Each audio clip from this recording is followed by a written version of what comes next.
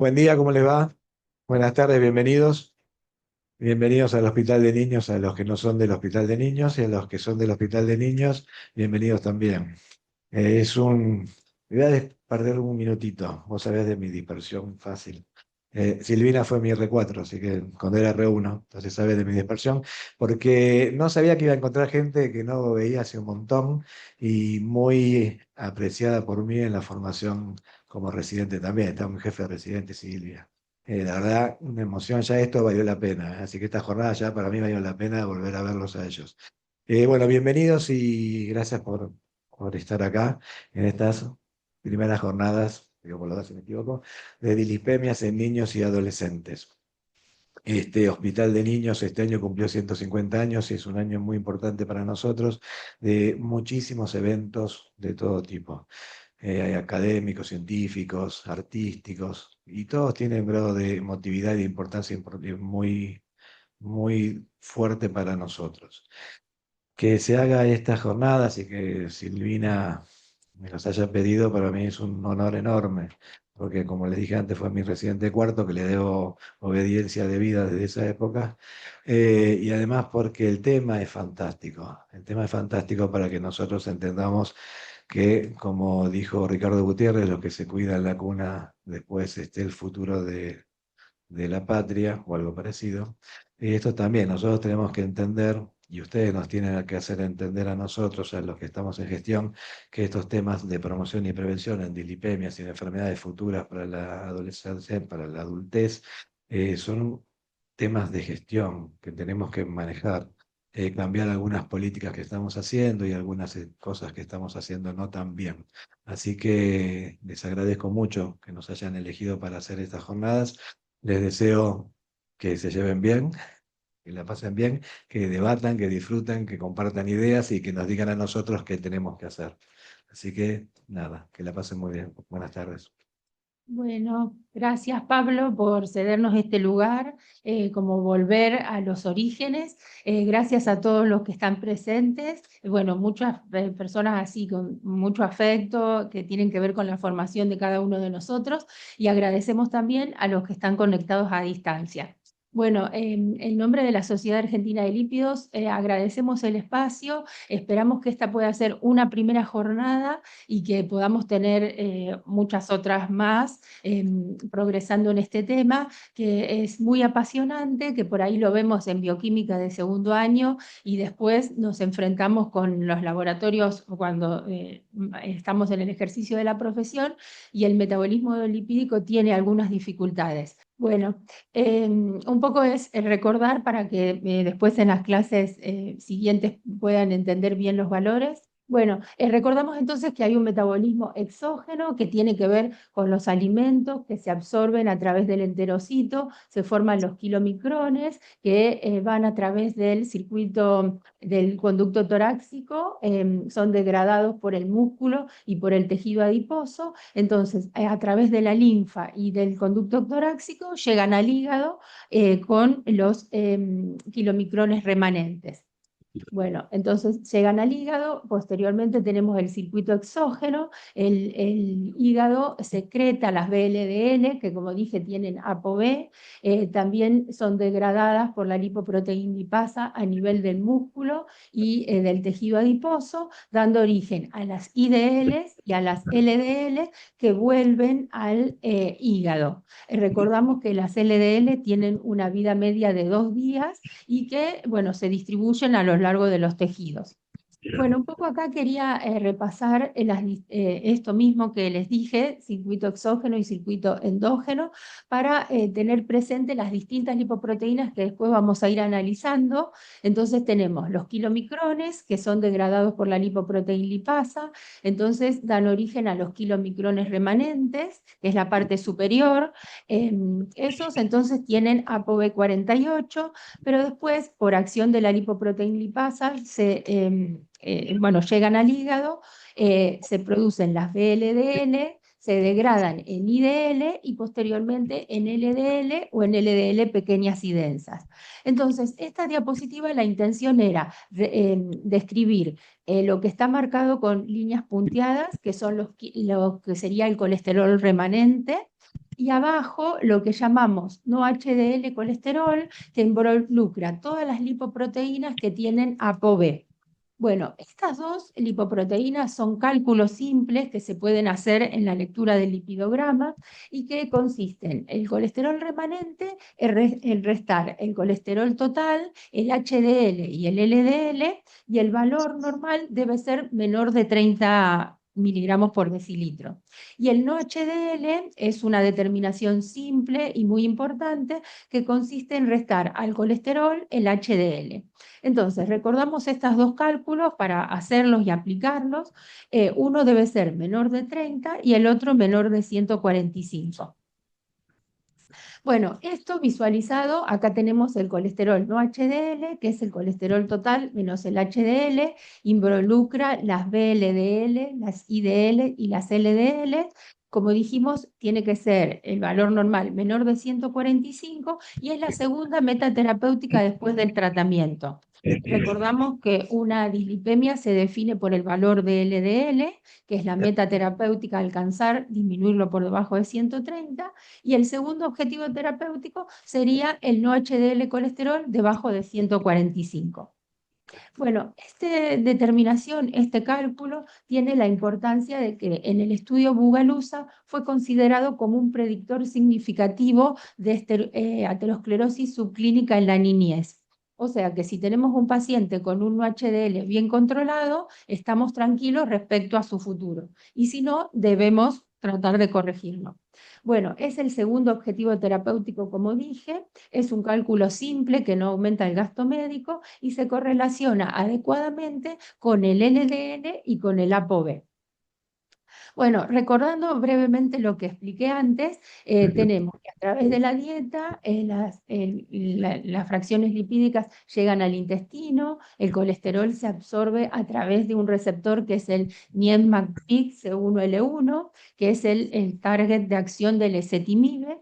Entonces, cuando la absorción se produce, los kilomicrones, como dijimos, van al hígado, y el hígado, según la concentración del colesterol especificado en el hepatocito, aumenta o disminuye la expresión de sus receptores. Y a su vez, el colesterol se elimina a través de la bilis que vuelve al hígado. Entonces, si en algún momento tenemos inhibida la absorción, vamos a inhibir la absorción del colesterol dietario y del colesterol biliar.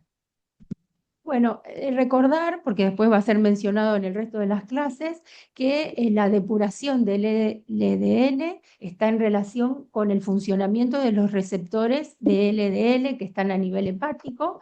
A ese nivel existen numerosas mutaciones que dan como consecuencia las distintas enfermedades y que el receptor está en la superficie,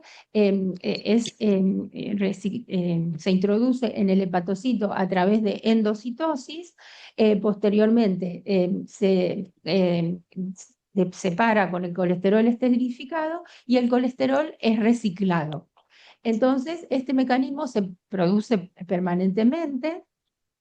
El mecanismo está influido por distintos factores. Uno son las mutaciones, como dije, la otra es el nivel de hormona tiroidea, también está influenciado por las grasas saturadas, por las grasas trans y por otros mecanismos endocrinos que pueden aumentar o disminuir la expresión. Por ejemplo, el exceso de insulina aumenta la expresión de los receptores. Bueno, entonces acá vemos cómo el receptor es endocitado, vuelve a reciclarse y existe una enzima que voy a mencionar porque después es importante para el resto de las clases, que es la enzima PCSK9. Cuando la enzima PCSK9 se une al receptor, evita que este receptor sea reciclado. Entonces, la PCSK9 es parte responsable del reciclado o no de los receptores.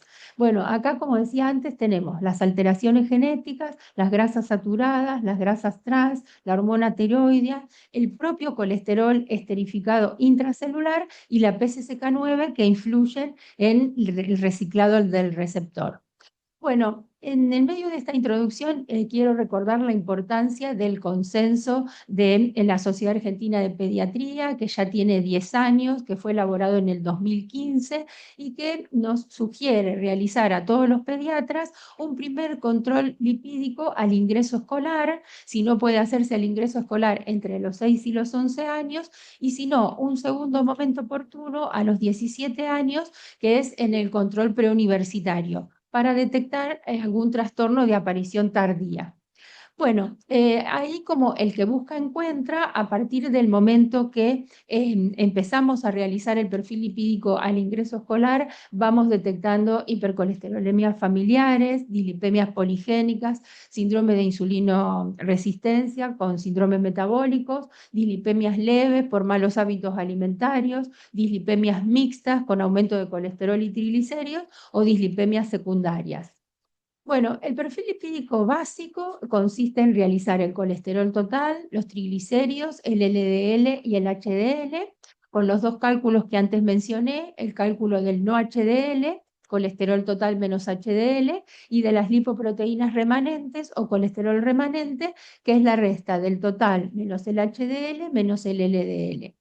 Bueno, para los pediatras es importante pedir todas las fracciones. Muchas veces recibimos pacientes que no tienen HDL realizado o que no tienen triglicéridos medidos. Y después existe un segundo perfil lipídico o un perfil lipídico avanzado que no se pide habitualmente, que es más resorte del especialista, que consiste en agregar la determinación de ApoB y de lipoproteína A cuando hay antecedentes de enfermedad cardiovascular temprana o en una hipercolesterolemia que no responde al tratamiento. Bueno, recordamos la importancia del ApoB, que nos marca número de partículas, como hay una proteína de ApoB por cada LDL.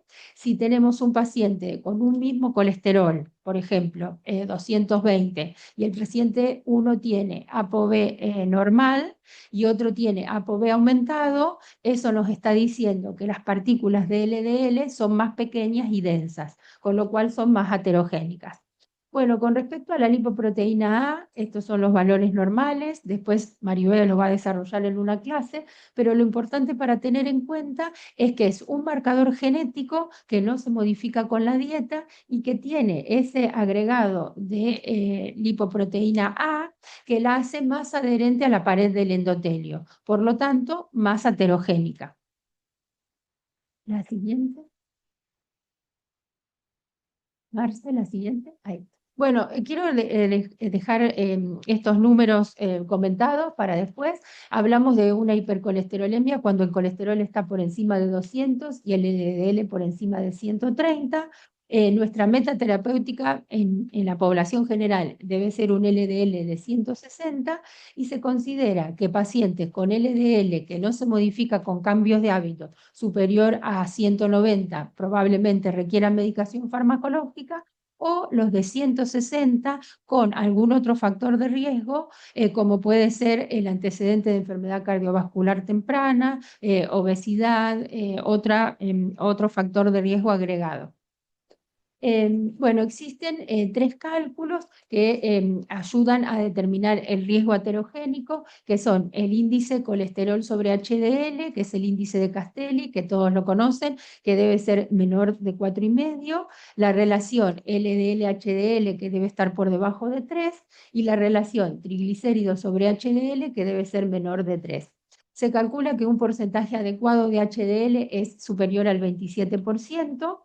Bueno, algunos autores consideran que no son útiles en pediatría, hay grupos que lo usan más, grupos que lo usan menos, sirven para poder tener un control evolutivo del paciente, permite evaluar la respuesta al tratamiento, ya sea dietético como farmacológico, y un poco quiero mostrar, porque después lo vamos a usar en otras presentaciones, cómo nosotros planteamos los pacientes con las lipoproteínas básicas al inicio, el colesterol remanente, que es el cálculo que mencioné, y los índices de riesgo aterogénico. También agregamos determinación de insulina cuando se realiza, glucemia en ayunas o el cálculo de índice OMA cuando corresponde. Bueno, entonces, para terminar esta introducción, pequeñas acciones realizadas por mucha gente, grandes cambios. Sabemos que cada uno desde nuestro lugar de trabajo podemos contribuir a la detección precoz y a mejorar la evolución y el pronóstico de pacientes con antecedentes con dislipemias. Bueno, muchas gracias. Ahora sigue la próxima presentación. Bueno, buenos días. Me toca coordinar una mesa con la doctora Maribel Araujo.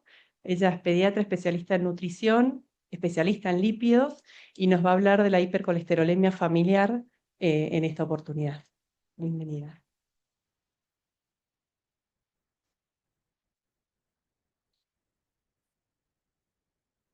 Bueno, ¿cómo les va? Espero que esto funcione porque yo tengo algunas diapositivas animadas, si no, no van a sufrir conmigo. Bueno, nada, estoy como investigadora en un protocolo con el laboratorio Novartis, como conflicto de interés, pero no recibo honorarios. ¿Cuál es de acá? Ahí está. Bueno, vamos a hablar un poquito de hipercolesterolemia familiar, agregar algunas cosas a lo que ya dijo Silvina.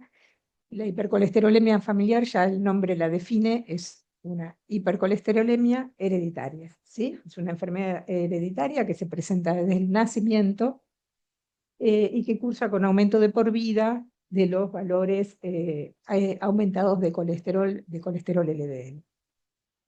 LDL es lipoproteínas de baja densidad, ¿sí?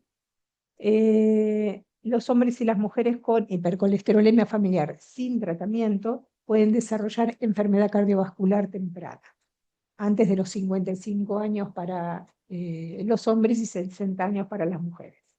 El riesgo de enfermedad cardiovascular prematura en los pacientes con hipercolesterolemia familiar se dice que está aumentado más de 10 veces y si hay otros factores de riesgo más de 20 veces con respecto a la población general.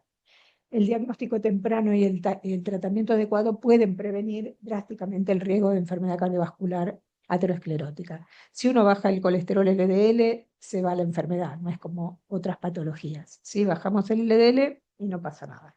Y esta es la evolución. En pediatría, estos chicos empiezan a acumular colesterol en las arterias desde el nacimiento, pero en los primeros años, en la etapa temprana, cuando tenemos hipercolesterolemias las más comunes, que son las formas heterocigotas, no vamos a tener ninguna manifestación clínica, ¿sí? Pero ya a partir de los 30 años puede haber eventos cardiovasculares.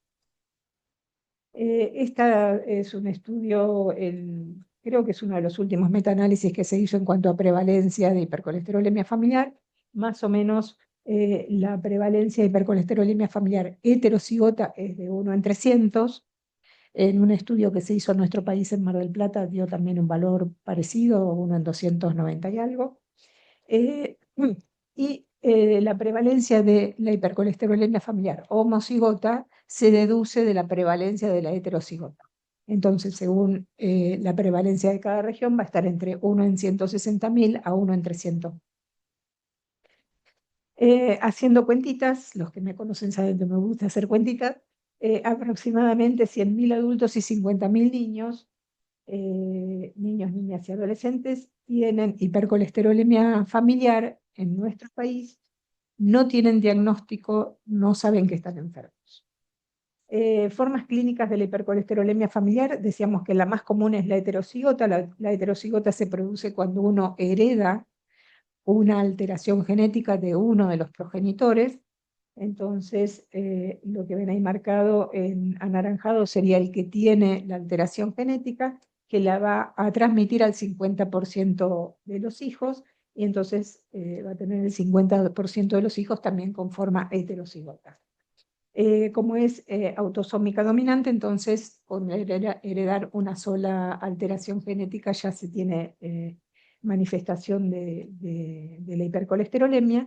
Los valores habituales son colesterol LDL mayor de 160, un alelo o una variante genética de alguno de estos genes, el gen del receptor de LDL, que es lejos el que se lleva a casi todos los pacientes, en el 80% por ahí de la patología.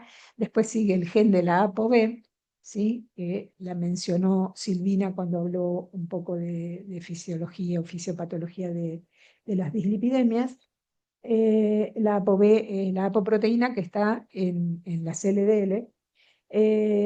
Otro porcentaje más pequeño está relacionado con el gen hiperfuncionante de la proteína PCSK9 y más raro aún, en nuestro país por lo menos muy raro, el gen de la proteína LDL-RAP1, ¿sí? Que tiene que ver con la captación de las LDL intracelular. Decíamos que es totalmente asintomática en pediatría y como es asintomática nos conviene ir a buscar datos preclínicos que sí hay en pediatría y uno de los más usados es el grosor de íntima media, que ya puede estar aumentado o puede mostrar diferencia con la población general a partir de los 7 años de edad. El comienzo de la enfermedad cardiovascular suele ser entre los 30 y los 60 años, dependiendo de la alteración genética que tenga el paciente, más severa o menos severa, y de los factores de riesgo que haya ido sumando en su vida adulta, o en su vida. La forma homocigota es drásticamente mucho más grave. El colesterol total suele estar por encima de 500 y el colesterol LDL mayor de 400, más de 400 miligramos por decilitro de LDL. Estamos obligados a descartar que no tenga una hipercolesterolemia familiar homocigota. Acá la persona hereda de los dos progenitores, de la madre y del padre, alguna alteración. Fíjense que la heterocigota 1 en 300 no es una enfermedad rara, es una enfermedad bastante frecuente. Entonces, cuando el padre y la madre tienen alguna alteración genética, la pueden transmitir en forma homocigota o doble. En genética, vamos a decirle homocigota desde el punto de vista clínico. Desde el punto de vista genético hay una clasificación un poco más compleja dependiendo de si las dos alteraciones son iguales o son distintas, ¿sí? Pero vamos a hablar desde el punto de vista clínico como homocigotas. Entonces, cuando uno hereda dos alteraciones, se transforma en un paciente con hipercolesterolemia familiar homocigota, y el 25% entonces de los hijos pueden tener la forma homocigota, el 50% pueden tener heterocigota y si tienen mucha suerte va a ser algún hijo sano. En esta forma que es tan severa, sí tenemos clínica desde la pediatría y más de la mitad de las veces nos alerta antes que el perfil lipídico los síntomas. Estos chicos, como tienen tanta cantidad, concentración tan alta de colesterol, empiezan a acumular colesterol en la piel, en los tendones, ¿sí? Y forman, ahí tienen santomas en rodillas y también en las válvulas, con predilección en la válvula aórtica, y entonces pueden tener patología valvular desde la primera década de la vida.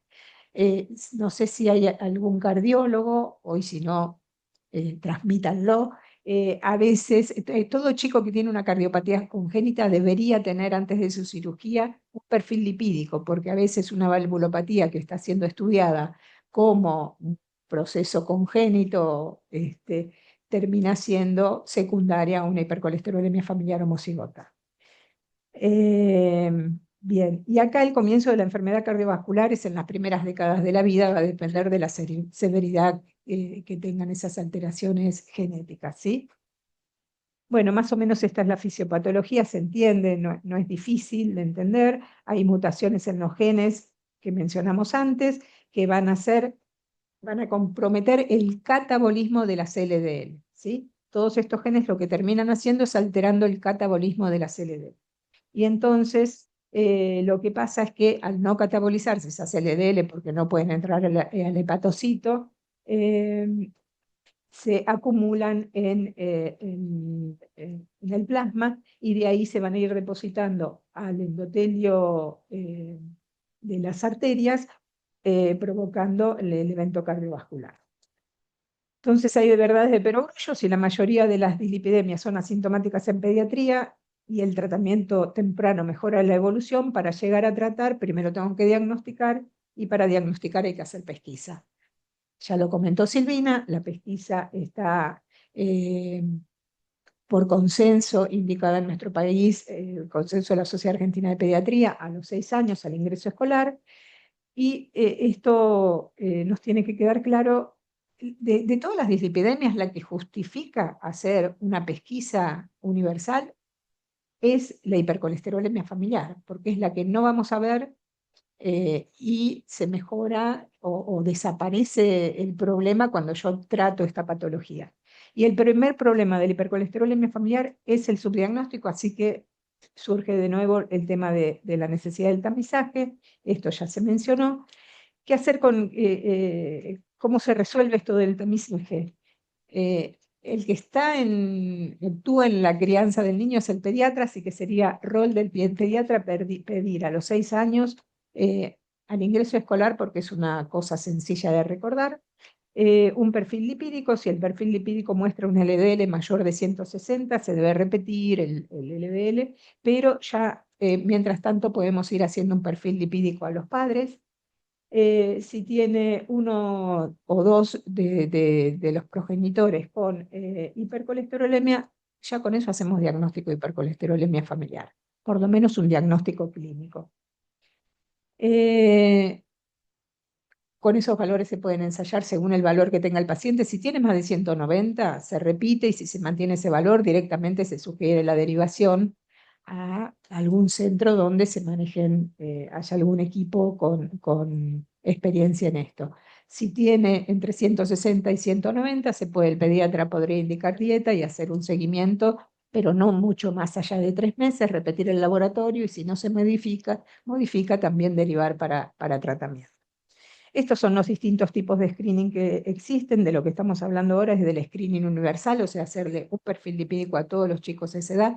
¿Por qué hacer esto? Lo que se venía usando es el screening selectivo, o sea, ¿cuál era el rol del pediatra con el screening selectivo? Cuando llegaba el chico a la consulta, interrogaba, y si había antecedentes de enfermedad cardiovascular, entonces recién ahí, o algún otro factor de riesgo como obesidad o alguna otra cosa, ahí pedía un perfil lipídico. Eso no funciona en nuestro país y en casi ningún país, porque los padres son jóvenes, todavía no tienen síntomas, no conocen su propio perfil lipídico, y con los antecedentes familiares la mayoría tiene mucha confusión. Entre hipertensión y hipercolesterolemia no se diferencian todas las familias, la vida del adulto es más difícil, ¿no? Aparece la obesidad, la diabetes, otras enfermedades que yo. Entonces, a veces la confusión es grande, así que no resultó útil, pero no quiere decir que un tipo de screening excluya al otro, ¿sí? Si yo tengo un paciente que por ahí no llegó a los 6 años, pero tiene obesidad o tiene antecedentes familiares importantes, sí le voy a hacer igual un perfil lipídico, ¿sí? Y el screening en cascada, ¿qué significa? Screening en cascada en el mundo de adultos, cuando un paciente entra a la unidad coronaria por tener un infarto, el cardiólogo debería interrogar y si hacer entonces estudio de perfil lipídico al resto de la familia. Acá surgen algunos problemitas porque en general el paciente cuando se infarta no suele tener laboratorios previos, y después de infartado nadie espera demasiado, se medican rápidamente con altas dosis de estatinas, ahí se empiezan a hacer cálculos y qué sé yo, así que tiene algunas dificultades. Bueno, ahora desapareció todo, ¿fui yo? Eh, bueno, entonces, pero está bien hacerlo, ¿sí? Y el estudio en cascada inversa es al revés. Si nosotros hacemos screening universal a los 6 años y encontramos un chico que tiene un valor, como decíamos recién, de 160, nosotros vamos a ir a buscar a los familiares que provocaron ese 160 en el chico, ¿sí? Entonces estamos actuando en varias generaciones a la vez. ¿Sí? Bien. Les voy contando, hubo discusiones sobre la utilidad del screening universal durante bastante tiempo, rechazo porque, bueno, a los pediatras no nos gusta pinchar a los chicos y estas cosas, pero hoy hay mucho consenso de que para avanzar en esta patología es necesario hacer el screening universal. No solo en nuestro país, sino que en Europa también hay consenso entre la mayoría de los países de la Comunidad Europea en avanzar con el screening universal. Y una de las dudas es si es costo efectivo o no es costo efectivo. Yo no lo pueden ver ahora, pero se los cuento, hice un estudio de una evaluación económica teniendo en cuenta no solamente el costo del screening, de hacer el perfil lipídico, sino también del tratamiento.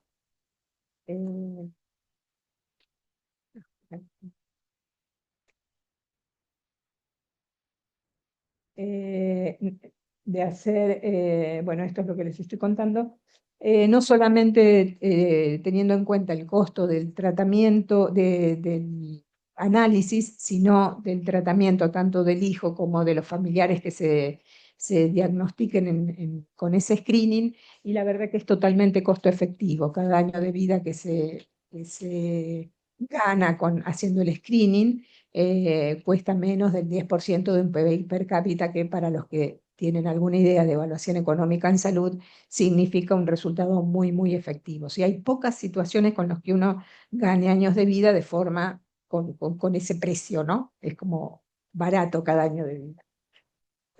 Bueno, esto es lo que les estoy diciendo. Con cada chico que uno encontrara positivo, estaríamos ganando 17 años de vida. Esto es lo que les decía, que están también en Europa preocupados por el avanzar con esto. ¿Cómo se diagnostica? Es fácil. La verdad que el diagnóstico de la hipercolesterolemia familiar es fácil, ¿sí? Mayor de 160 en niños, niñas y adolescentes. En adultos usan más el corte en 190 y yo creo que se pierden muchos pacientes con esto. Y si uno tiene recursos, hacer un estudio genético, como en muchas otras patologías, confirma el diagnóstico si es positivo. Si es negativo, nos quedamos con la duda, ¿sí? No sirven en pediatría los criterios, los Dutch criterios para hipercolesterolemia familiar, ni el de Sigmund Brun, que también por ahí lo han visto. Están pensados para adultos y por ahí tienen alguna modificación para pediatría, pero la verdad que es más fácil pensar en LDL alto y algún familiar que tenga también hipercolesterolemia. Es más fácil pensar eso que los puntajes que coinciden más con la patología del adulto.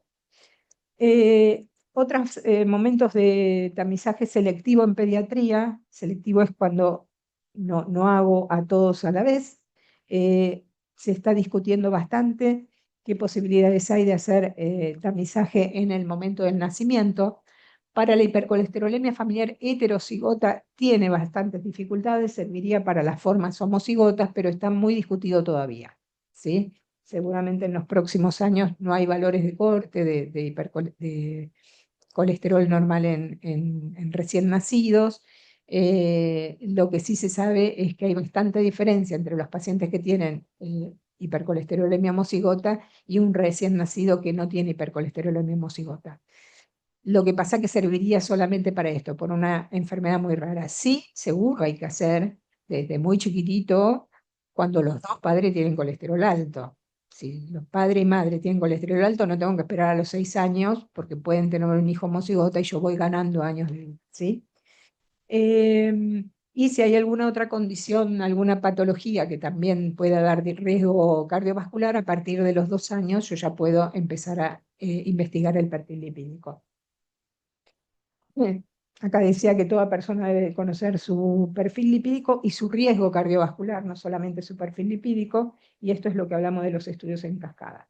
Tratamiento farmacológico.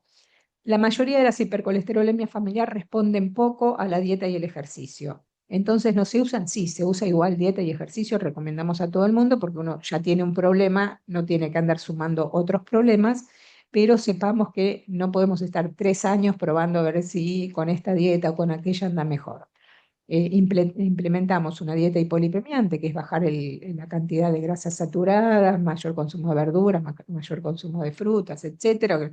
Una dieta normocalórica, y si hay obesidad tratar de corregirla, pero a los 3 meses, si no se resolvió, según la gravedad que tenga el paciente, pero si tiene más de 160 miligramos por decilitros de LDL y está en edad de mayor de 8 años, empezamos tratamiento con fármacos, ¿sí? ¿Cuándo comenzar el tratamiento farmacológico? La mayoría de las guías dicen a partir de los 8 años o a criterio del especialista. Entonces, a veces cuando hay historia familiar con situaciones muy severas donde la enfermedad cardiovascular por ahí del padre o de la madre, el padre o la madre empezó antes en forma a los 30 años, por ejemplo, Por ahí el chico no tiene todavía 8 años, pero si tiene un perfil lipídico severo, empezamos antes el tratamiento, ¿sí? ¿Cuáles son las metas objetivos? Si en general un LDL menor de 130, pero si hay factores de riesgo agregados, por ahí bajamos a menos de 100, ¿sí? Por ejemplo, que tenga LPA aumentada o que tenga algún otro factor de riesgo cardiovascular. Esta curvita la conocen casi todos. Lo que muestra es la importancia que tiene la acumulación de colesterol en estos pacientes, porque según la gravedad de la concentración que tengan del LDL en el plasma, van a alcanzar antes o después lo que se llama umbral de enfermedad cardiovascular, ¿sí? Que es la línea esa roja. Entonces, fíjense, un paciente con hipercolesterolemia familiar homocigota a los 10, 12 años ya está en ese nivel. En cambio, una persona que no tiene hipercolesterolemia alcanza ese nivel después de los 60 años, ¿sí? Estos son datos de las situaciones preclínicas que hablábamos antes, como pacientes, ahí no sé, está el cosito ese que no deja ver, pero como los pacientes, igual son diapositivas que por ahí ya las vieron todos, cómo los pacientes van mejorando su nivel de colesterol y se emparejan con los niveles de colesterol de los hermanos que no han heredado la patología. Y en esta otra diapositiva es importante porque ya hemos visto generaciones de padres que no fueron tratados con hijos que sí recibieron tratamiento más tempranamente y cómo se pudo alterar la mortalidad de la generación de los padres. Para ser más rápido, les cuento acá, la mortalidad es del 7% en la generación de padres, en cambio en los hijos de estos padres que transmitieron la misma mutación, pero que fueron medicados más tempranamente, no tuvieron mortalidad a los 40 años. Esto es mortalidad a los 40 años, 7% en los padres, ¿sí? Nada, esto es que hay superposición entre las distintas formas de hipercolesterolemia, más o menos con la clínica nos podemos dar cuenta, pero entre una poligénica severa, ¿sí? Y una hipercolesterolemia familiar heterocigota, a veces hay un rango de confusión. Lo mismo pasa con una heterocigota severa y una homocigota que tenga dos mutaciones que no sean tan graves, ¿sí? Para esto se aclararía con los estudios genéticos, pero bueno, en realidad en pocas situaciones tenemos estudios genéticos disponibles. Estos son estudios de grosor de íntima media que en general dan buena información. Dos casos clínicos se los cuento muy cortitos. Este es un paciente que entró al Hospital Garrahan en 1980, la primera consulta la hizo a los 8 años, tenía un colesterol total de 400 y un LDL de 290. Le habían indicado ya dieta y ejercicio. En el hospital se le indicó colestiramina, que era lo que se usaba en pediatría en 1980. Después, como no alcanzaba con la colestiramina, tenía 10-15% de descenso del LDL, se le agregó simvastatina, que era la estatina que teníamos en ese momento como la mejor. El chico tuvo dolores musculares y cefalea y se le suspendió todo porque eran los primeros pacientes que medicábamos, así que se le suspendió. Él abandonó seguimiento, la colestiramina la abandonaban todos los pacientes porque era un menjunje que había que tomar y los chicos le escupían. Bueno. Así que la vida sigue, el chico sumó factores de riesgo, obesidad, y en algún momento se puso a fumar, y a los 22 años tuvo su primer infarto. Yo tuve información de él hasta los 44 años, que ya iba por la quinta cirugía cardiovascular. Tuvo tratamientos irregulares, muchas veces le dijeron que bueno, que estuviera tranquilo, que se relajara y hiciera actividad física, que para qué tanto. A los 37 ya 5 intervenciones. Este es un segundo paciente que nació en el 2000 y la primera consulta la hizo en el hospital a los 10 años porque la mamá ya sabía que a los 10 años empezábamos con tratamiento farmacológico. Tenía un colesterol de 430, un LDL de 326, un triglicérido de 70, bastante parecido al otro paciente. Acá ya sabíamos medir el grosor de íntima media, tenía un grosor de íntima media aumentado, y empezó enseguida con tratamiento combinado con ezetimibe a 10 miligramos y rosuvastatina a 30 miligramos. El objetivo del EDL en ese momento para nosotros fue de menor de 130, no tenía otros factores de riesgo, un chico delgado que hacía actividad física, se le hizo seguimiento con grosor de íntima media, fue disminuyendo, tenía una placa incipiente que fue disminuyendo, se le hicieron estudios cardiológicos, estudios genéticos y mostró dos mutaciones, una mutación libanesa, que es una mutación bastante importante, y una que es de estas que no se sabe si son patogénicas o no. El chiste de esta historia es que estos dos pacientes son hermanos, o sea que los dos tienen la misma mutación. Lo que les cambió fue la época, ¿sí? Mejoraron los tratamientos, aprendimos nosotros a tratar a los chicos, y esto es cuando todavía hay gente que duda de si hay que tratarlos o no, por qué en pediatría, si hay que hacer el perfil lipídico o no. Nosotros lo aprendimos, hay que hacerlo. La verdad es que esta es la historia familiar. El padre de estos chicos también había tenido infarto tempranamente, un abuelo muerto bueno, y esto es la historia que les acabo de contar. El paciente más grande tuvo una hija que también se siguió en el hospital porque también heredó hipercolesterolemia familiar, y el de abajo es la línea del chico más joven. Son dos hermanos con 20 años de diferencia de edad, ¿sí? Uno fue hijo de una madre muy joven y el otro de la misma madre cuando creyó que estaba menopáusica, estaba embarazada. Este chico además entró en un protocolo de inhibidores de PCSK9, así que durante 2 o 3 años tuvo entre 70 y 90 el LDL, así que también fue ganando años con LDL muy bajo. El tratamiento, además de lo que hablamos de los fármacos, darle mucha importancia al tabaquismo. Personalmente me parece que juntar colesterol con cigarrillo es como una bomba explosiva. La alimentación, que ya hablamos un poquito, y el ejercicio, y este sería el pilar del tratamiento. Estatinas, ezetimibe, anti-PCSK9, son medicaciones ya un poquito más caras, pero solamente para situaciones muy severas. Lomitapide, vinacumab, y son específicas para las formas severas, las formas homocigotas. El ácido bempedoico no está aprobado en pediatría, yo no le tengo mucha confianza, pero bueno, veremos. Em, Este es el último de estatinas, ya hay un montón de metaanálisis y cosas, ya aburre un poco uno diciendo que son bien toleradas, que no hay problema, que se pueden usar, que son seguras. Este es el último, puse nada más que el último. Al principio, cuando empezamos a usar estatinas, teníamos miedo de que alterara el desarrollo sexual, el desarrollo neurológico, la inhibición del colesterol y todo esto nos daba mucho miedo, así que éramos muy cautelosos. La verdad es que no se vio nada de eso. Los estudios, es cierto que no hay estudios a largo plazo, no va a haber, no va a haber nunca. Son medicaciones que nadie va a invertir plata para estudiar demasiado una estatina o el ezetimibe. Pero ya hay mucha experiencia clínica, ya hay más de 30 años medicando pacientes pediátricos, ¿sí? Este es el último metaanálisis que encontré de este año, que este lo que tiene de diferencia con otros es que incluye el ezetimibe en el metaanálisis, entonces tiene información acerca de estatinas como monodroga, ezetimibe como monodroga y combinación. Las tres cosas son efectivas, las tres cosas son seguras, hay distinto nivel de eficacia, pero no es tanto la diferencia entre una cosa y otra, y uno puede combinar según la necesidad y la gravedad del paciente, ¿sí?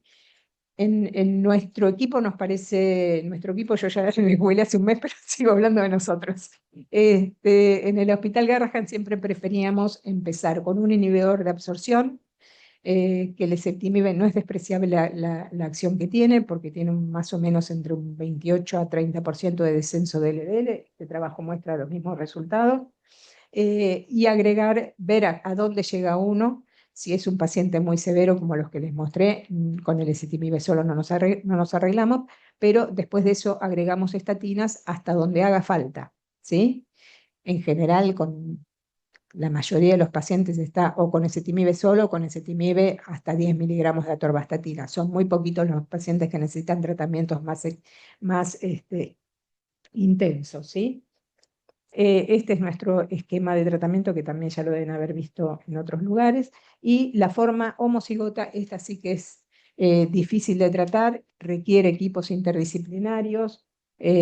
Por suerte, los cardiólogos infantiles aprendieron a medir, a mirar y a seguir la aterosclerosis en pediatría.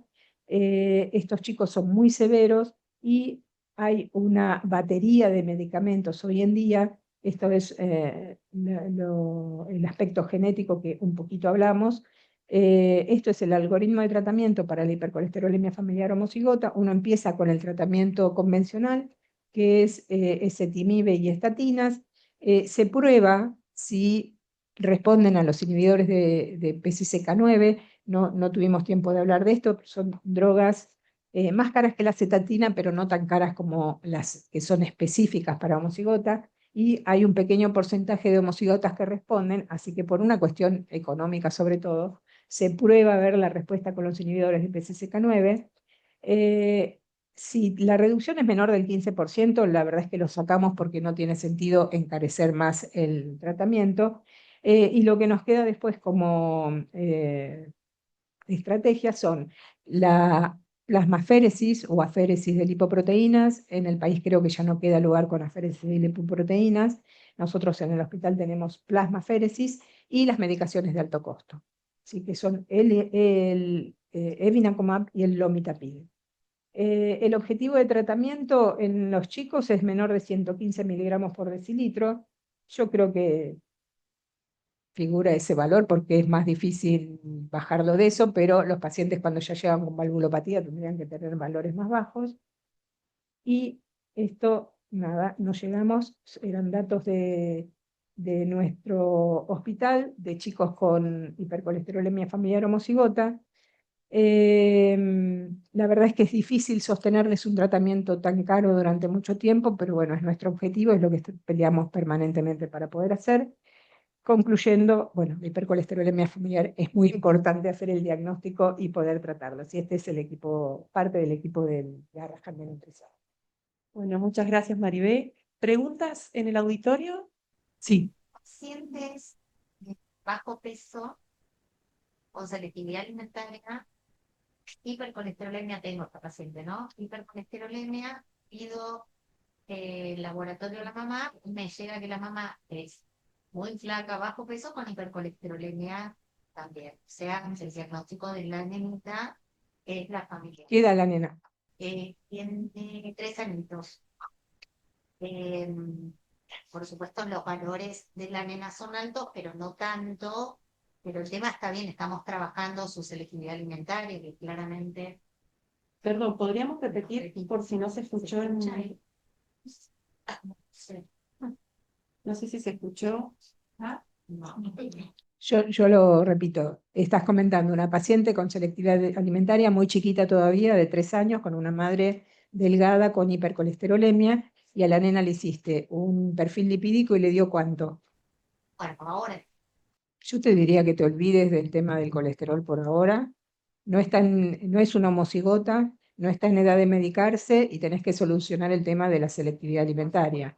No vas a poder hacer, digo, por más que le indiques menos del 7% de grasa saturada, la chica come lo que quiere, lo que puede, y tendrá todo un tratamiento hasta que pueda normalizar su situación de conducta alimentaria, y ahí se seleccionaría mejor. Si la madre está medicada, No, la mamá no está medicada. O sea, yo le pedí el laboratorio, obvio la voy a derivar a su médico clínico, cardiólogo. Sí, la mamá me dio un valor de 160 del LDL, me llegó esta semana el resultado. Pero mi pregunta con respecto a la nena, que es cada cuánto ir testeando con el laboratorio, ya no hace no falta. es una homocigota. Perfecto. A los 6 años le haces otro valor para ver si ahí ya está mejor, puede aceptar mejores indicaciones nutricionales, y si realmente tiene hipercolesterolemia familiar o no. Ahí ya podés hacer el diagnóstico para, si corresponde a los 8 años, empezar con un tratamiento farmacológico. Sí, perfecto. Prevención. Sí, pero Con está la atenta. alimentación, sí, por supuesto. No te olvides de este detalle que queda así como inconcluso a la paciente. Hola, buenas tardes. Cuando uno recibe un laboratorio con un colesterol LDL de 160 o border por ahí, tenemos la posibilidad que sea un heterocigota o también que sea por, digamos, una alimentación que no es adecuada. Uno en ese caso da pautas alimentarias, repiten 3 meses y es esperable que si es algo relacionado con la alimentación, eso mejore. Si no mejora ahí, tenemos que empezar a pensar en heterocigota, o sea, ese sería el Sí, destino. mientras le das la dieta le pedís un perfil lipídico a los padres. Ok, Porque pensá que en el chico por ahí tenemos tiempo, ¿no? Pero el padre por ahí se está por infartar y no lo sabe. ok. Así que mientras le pones en las pautas y qué sé yo quiero decirles que no es tan común que un paciente aumente el LDL por obesidad o por trastornos alimentarios, qué sé yo. Los triglicéridos sí van y vienen. El LDL es más difícil de moverse. Es raro que por obesidad un chico tenga 200 de LDL, ¿sí? Cuando vean 160 puede ser, pero viste, ya un poco más alto es bastante raro que sea por obesidad solo. Y si es una poligénica y no estabas seguro y lo medicaste, no pasa nada. Te vas a dar cuenta que lo medicaste con 170, le pusiste un poquito de algo y se fue a 90, y dices, este no ojalá se trataran tan fácil las hipercolesterolemias familiares, ¿sí? Perfecto. Una cosita que quiero agregar, que nunca se guíen por lo que los padres refieren con respecto a su perfil lipídico, porque cuando a la gente le preguntan siempre tienen normal, que traigan los análisis o lo manden por mail y lo miran ustedes para realmente saber. Sí, tal cual. Una más. ¿Cuándo en pediatría pedimos la ApoB o la LPA? Según los recursos, la verdad es que con el perfil lipídico tradicional uno se puede manejar perfecto y puede hacer diagnóstico perfecto. Después están todos los detalles que me mostró Silvina. Si tenés, si podés hacer todas las cuentitas y que yo, buenísimo. LPA todavía está muy en discusión, lo vamos a hablar en la otra charla. No les voy a aclarar nada. Es un tema muy discutido, pero lo vamos a mencionar después. ¿Está? Bueno, gracias Maribé. Ahora tengo el gusto de presentar a Ariela Agustino. Ella es médica pediatra, especialista en nutrición, médica de planta del Hospital Garraham y miembro del equipo de dislipemias de dicho hospital. Ella va a hablar de estratificación en los riesgos cardiometabólicos en pediatría. Bueno, muy buenas tardes a todos y gracias por convocarme a participar en esta jornada. Bueno, ya dijeron el título de mi presentación y para comenzar recordemos que la aterosclerosis es un proceso progresivo que comienza en la infancia y que va a depender de la intensidad y persistencia de los factores de riesgo. La identificación precoz y el control temprano lo que van a hacer es disminuir en forma importante el riesgo cardiovascular en la vida adulta. Y esto es de importancia principal para aquellos pacientes de alto riesgo de enfermedad cardiovascular prematura por tener una condición, ¿sí?, de base.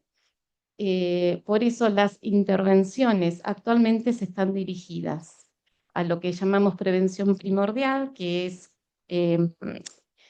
prevenir, identificar los factores de riesgo cardiovascular, a la prevención primaria, que sería en aquellos individuos que tienen factores de riesgo cardiovascular, poder identificarlos y tratarlos, y la prevención secundaria, que sería en aquellos individuos que ya tienen enfermedad coronaria, tratar de abordar todos los eventos que pueden sumar a empeorar esa condición que ya tienen. Uno lo que se pregunta es por qué este grupo de pacientes, que estamos hablando en pediatría, niños y adolescentes, por qué hay situaciones de base que hacen que se desarrolle de manera precoz la enfermedad cardiovascular.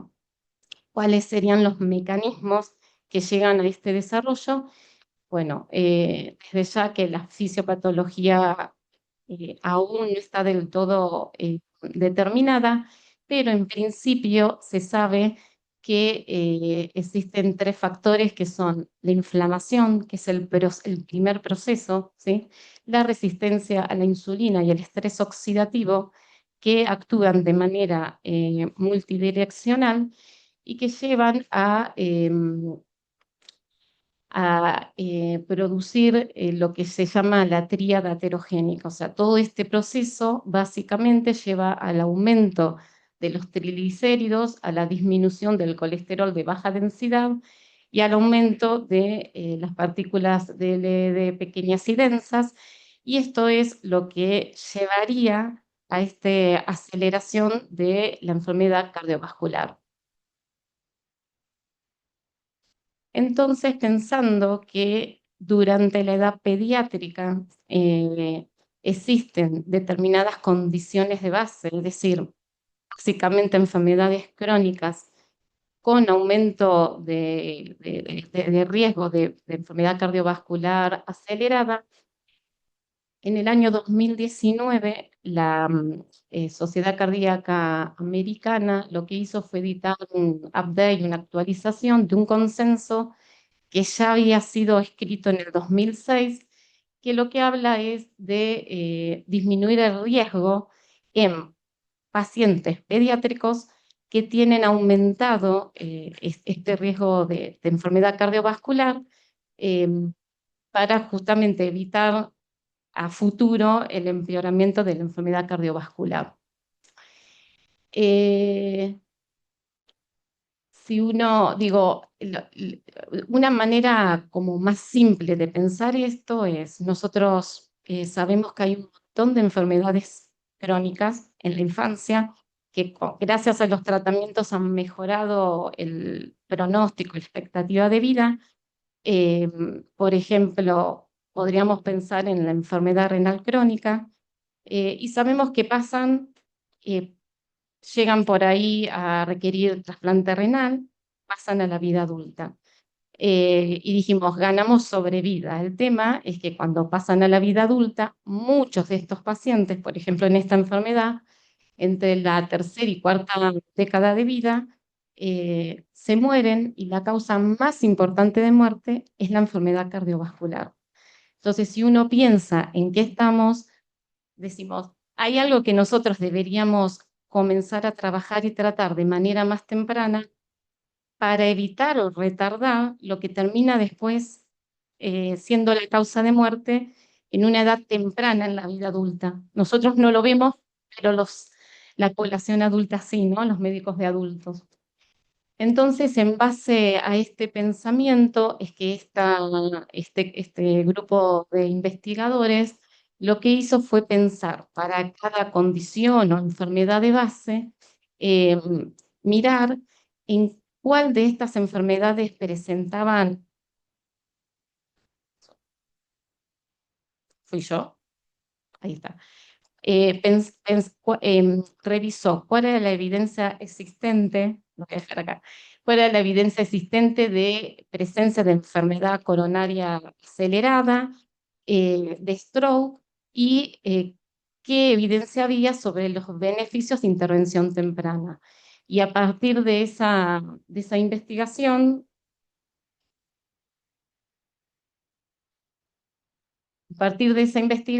lo que se hizo fue realizar una estratificación de riesgo, ¿sí? Entonces, todas estas condiciones de base fueron estratificadas en 3 grupos de riesgo.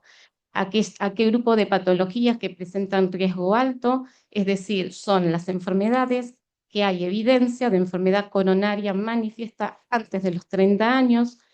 Los de riesgos moderados son aquellas enfermedades que presentan proceso de aterosclerosis acelerada con evidencia fisiopatológica, y en riesgo son aquellas patologías que tienen riesgo de tener un proceso de aterosclerosis acelerada. La siguiente. No sé si soy yo. Ahí. Bueno, este es el algoritmo, o sea, este gráfico lo que representa es el algoritmo de tratamiento para estas poblaciones que tienen riesgo de enfermedad cardiovascular precoz. Entonces, vamos a ir analizando un poco el cuadro, porque esto es lo que más me importa de transmitir a todos ustedes. Nosotros en primer paso sería si tenemos un paciente que entra en alguna de estas categorías de riesgo, ¿no?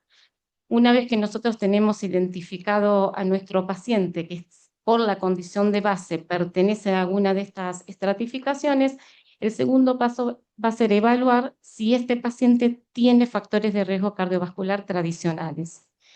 Los pacientes que se encuentran en riesgo alto, como podría ser un paciente que está trasplantado renal o en diálisis, ¿no? Directamente, si tengo riesgo alto, voy a seguir en el riesgo alto.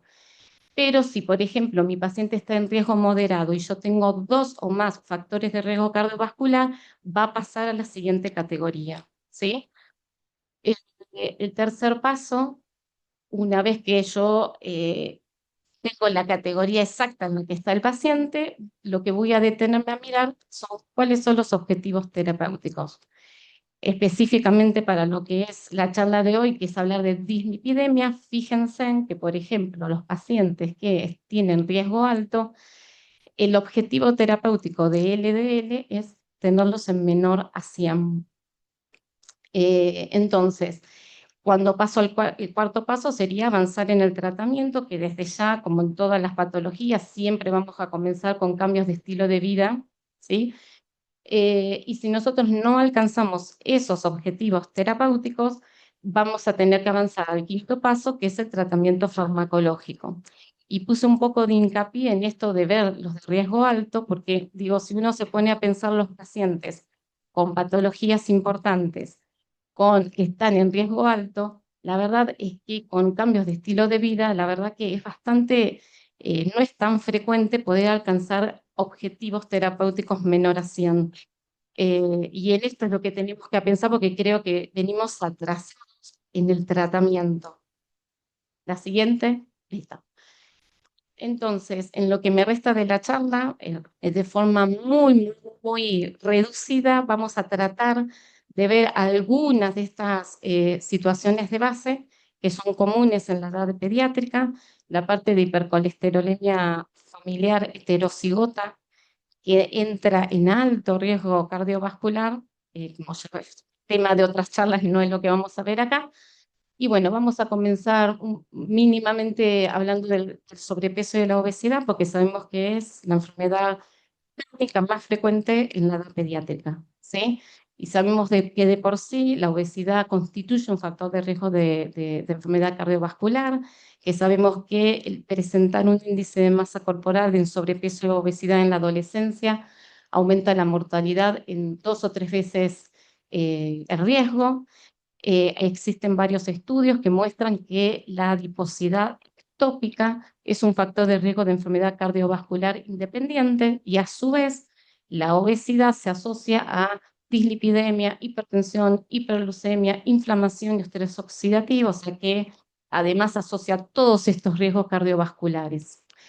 Existen varios estudios que han mostrado asociación de los pacientes que tienen obesidad, que asocian, que ya muestran estrías grasas aórticas, coronarias y otras lesiones ateroscleróticas. Y el otro punto que me parece importante recalcar es que de todos los grados de obesidad, desde ya es la obesidad grave la que tiene el mayor riesgo de enfermedad cardiovascular. ¿Por qué este punto creo que es importante? Porque en la última década lo que se sabe es que existe un aumento de la tasa de la obesidad grave.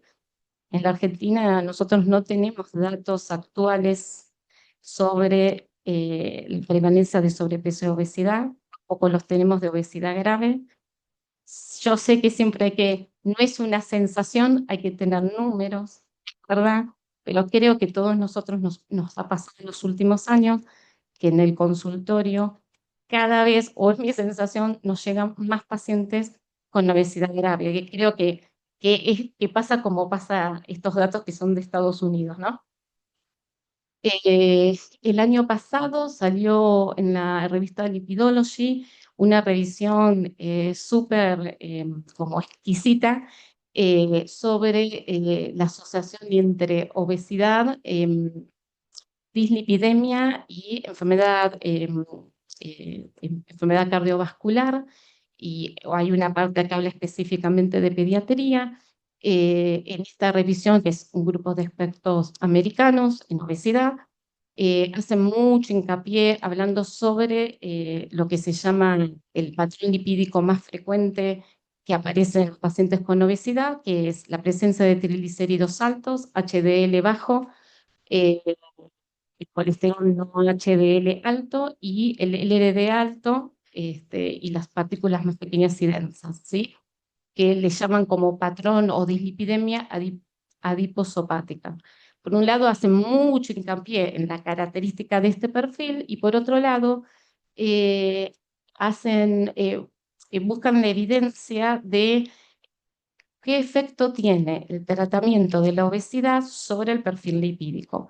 El estudio más importante es una metaregresión de 42 estudios que lo que muestra es que el descenso de peso tiene poco impacto en el descenso de los niveles de LDL.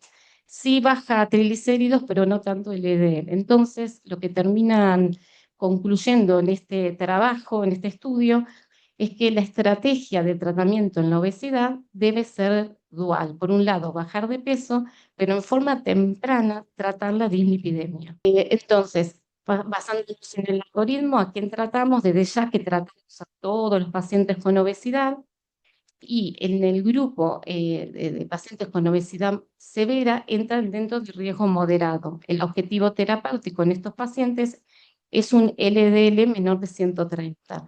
Creo que lo importante, digo, de esto que les quiero transmitir es que muchas veces nosotros, cuando tenemos un paciente que además es difícil el tratamiento de la obesidad, que muchas veces nosotros, digo, la adherencia al tratamiento, la mejoría del peso en general es difícil y siempre estamos esperando que va a bajar de peso y pasa 4 meses y va a bajar y le ponemos, y en el medio, digo, este grupo de pacientes que tiene LDL alto, lo dejamos porque seguramente en algún momento vamos a encontrar que la obesidad, si mejora el tratamiento, va a bajar el perfil lipídico y lo que tenemos que pensar es que este LDL, más allá de la obesidad, está empeorando, digo, su árbol cardiovascular. Entonces creo que nos tenemos que poner como objetivos de tiempo hasta cuánto uno va a esperar y no avanzar en el tratamiento. Creo que este es bueno.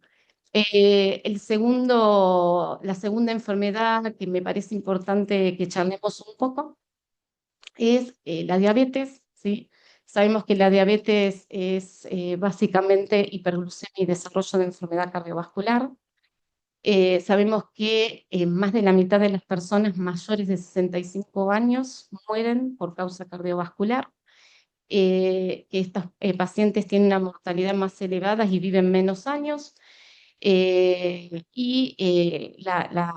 causa de muerte es por patología de enfermedad tanto micro como macrovascular y que además los pacientes con diabetes tienen otros factores de riesgo que aceleran la aterosclerosis como son la hipertensión y la enfermedad renal.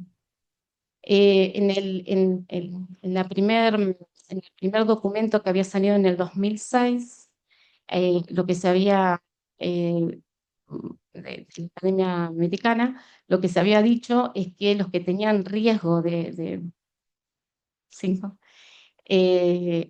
los que tenían riesgo eran la diabetes tipo 1, pero la novedad es que ya no existe duda que tanto la diabetes tipo 1 como 2 tienen riesgo aumentado de enfermedad cardiovascular. En el estudio SEARCH, donde de niños y adolescentes lo que se muestra es un aumento en la incidencia tanto de diabetes tipo 1 y tipo 2, y en ese mismo estudio lo que se ve es que la tasa de aumento, la rapidez con que aumenta la diabetes 2 es muchísimo más acelerada que la diabetes tipo 1. Hay un montón de estudios que muestran anomalías vasculares subclínicas y empeoramiento de la rigidez arterial. Y bueno, básicamente lo que tenemos que hacer, un paciente con diabetes 1 y un paciente con diabetes 2 diagnosticados, hay que hacer screening para los factores de riesgo y dentro de estos factores de riesgo está el perfil lipídico. Si pensamos sobre el tratamiento de vuelta, la diabetes entra dentro de alto riesgo cardiovascular, el objetivo terapéutico es un LDL menor de 100, y bueno, de vuelta lo mismo, creo que estamos estamos atrasados en el tratamiento está subtratado. De hecho, en el estudio CERT muestran que solamente el 1% de la población recibe tratamiento adecuado para la dislipidemia. O sea, no somos solo nosotros, que es mundial. La otra patología es la patología renal. Sabemos que la causa más importante de enfermedad cardiovascular es la enfermedad de muerte en patología renal crónica, es la enfermedad cardiovascular. Entra dentro de riesgo moderado y los pacientes en estadio terminal, o sea, de trasplante y diálisis son de riesgo alto. La enfermedad renal lleva un estado vasculopático que interviene en factores de riesgo tradicionales y no tradicionales. Esto lleva a anomalías vasculares, cardíacas, estructurales. Y de vuelta en estos pacientes debemos hacer screening de los factores de riesgo dentro de los que estamos de dislipidemia, ¿sí? Bueno, la característica típica de la enfermedad renal son los triglicéridos altos, HDL bajo y LDL y colesterol normal y alto. Y lo que se sumaría en el caso del trasplante renal es que el LDL es siempre alto y aumento de la LPA, y esto tiene que ver con los inmunosupresores, principalmente los corticoides y la ciclosporina. Bueno, con respecto al tratamiento, creo que la patología tiene alta prevalencia de enfermedad cardiovascular, existe evidencia de los beneficios en la reducción de los lípidos y sabemos que la patología renal empeora con la dislipidemia, así que creo que no quedan dudas que también en esta patología tenemos que avanzar en el tratamiento. Los adultos ya hace varios años que tratan las dislipidemias en la enfermedad renal crónica. Lo que hay es muchos estudios que son seguros para la utilización y muestran beneficio con estatinas y ezetimibe, y creo que estas son las medicaciones que debemos empezar a usar en pediatría. ¿Qué pasa con los sobrevivientes de cáncer? Los sobrevivientes de cáncer también sabemos que el 75% de la población luego a lo largo de la vida van a desarrollar alguna complicación. Dentro de esas, las dislipidemias es una complicación muy frecuente.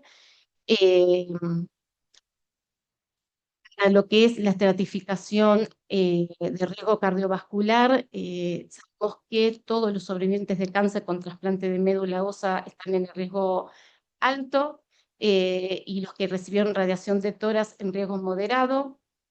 Esto es un poco el mecanismo, digo, la evolución de la patología cardiovascular tiene que ver con factores genéticos, ambientales y del tratamiento recibido. El perfil lipídico típico de los sobrevivientes de cáncer son aumento del colesterol, LDL y triglicéridos y bajos en HDL.